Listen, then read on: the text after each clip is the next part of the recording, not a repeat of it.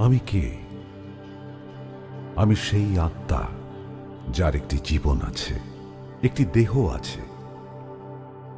যদি প্রতিটি আত্মাই পরমেশ্বরের অংশ হয়, তাহলে আমি কে? জীবনে এত যন্ত্রণা কেন সহ্য করি? আমি কিভাবে আমার যন্ত্রণা থেকে মুক্তি পাব এবং আনন্দ অনুভব করব? এই বিশাল মহাবিশ্বে আমি কোথায়? আমি কোথা থেকে এসেছি? আমি কোথায় ফিরে যাব?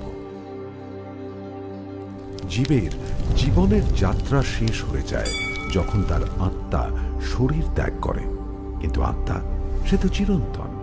এটি একটি অতীন্দ্রিয় বস্তু যা কখনো শেষ হয় না। আত্মার কখনো বিনাশও হয় না, কারণ এটি পরমাত্মার অংশ। তাই আত্মার যাত্রা হল ঈশ্বরের কাছে ফিরে যাওয়া, ঘরে ফিরে যাওয়া।